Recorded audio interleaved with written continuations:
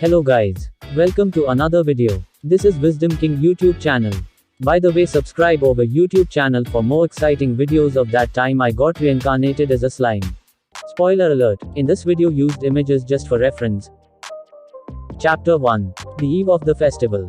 Part 8. If you haven't seen previous videos of Chapter 1 yet, take a look, there is a link in the description. I removed my mask outside of the HQ. Given that I no longer needed to hide my aura with it, I only really required it in places where revealing my face would cause trouble. Yuki, carrying a large knapsack, was eager to talk to me. Receiving that written invite, he must have had time to prepare in advance, and given the size of his bag, he must have been planning to stay at least a few nights. So are you gonna bring the kids along, too? Yeah. Now that Hanata and I are even, none of them has any reason to be against me. There might be an issue or two with them being over there, but we got some pretty serious security, so we had to, given all the dignitaries we invited.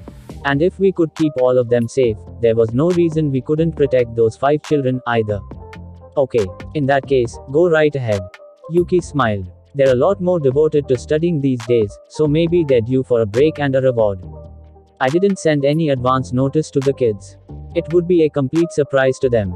I kept quiet until I was sure it'd be okay to invite them, and hopefully they'd forgive me for that. I knew they really needed some more advance notice, but depending on how things went, I might have had to say no to them. No point in revving them up and disappointing them later if things went awry. After walking for a while, we came to a familiar schoolhouse, the imposing home of Englesia's free academy. A word with the gate guard, and we were taken inside. I was with Yuki, the school's honorary chairman, so it took no time at all. We were soon greeted by the vice principal, who guided us into a classroom. Hey, guys, you all doing well? Before I could finish saying hello, Alice tackled me like a lineman. Ugh, Teach, you've been gone for so long.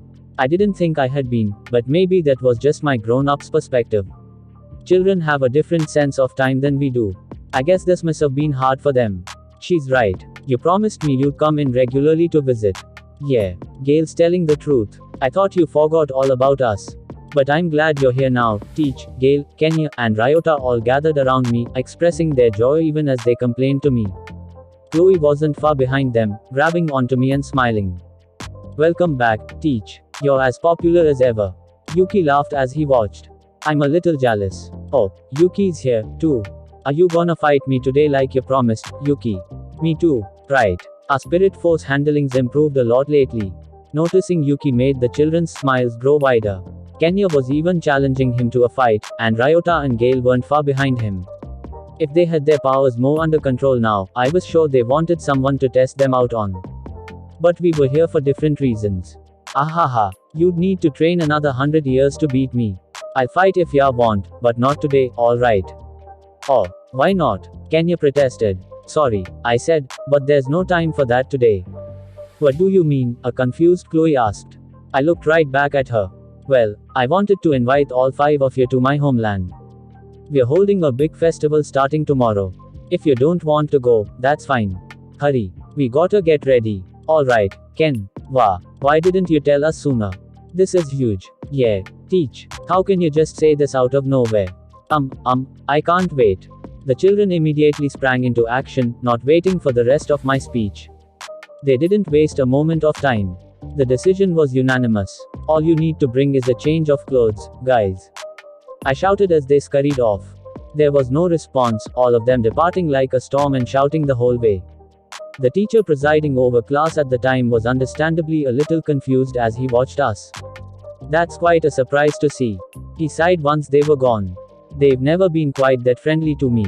Ahaha, you're doing a great job with them. They're a little better now, but it takes a rare teacher to wrangle the likes of these kids. No, I suppose it's only natural that you need to prove your strength for them to listen to you.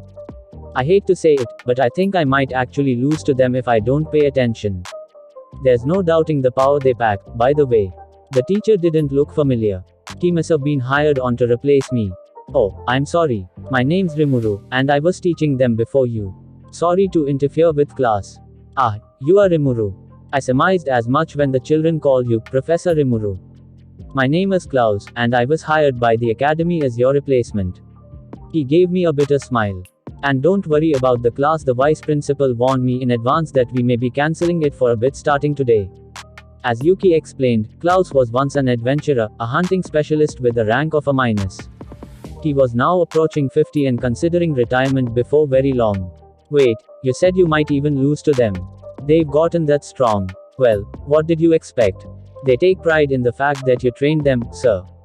Yeah, Yuki said, if they snuck up on me, maybe I'd even lose. They must have grown a lot. That was impressive, especially in such a short time. It gave me something to think about. As a resolved-looking Klaus turned toward us.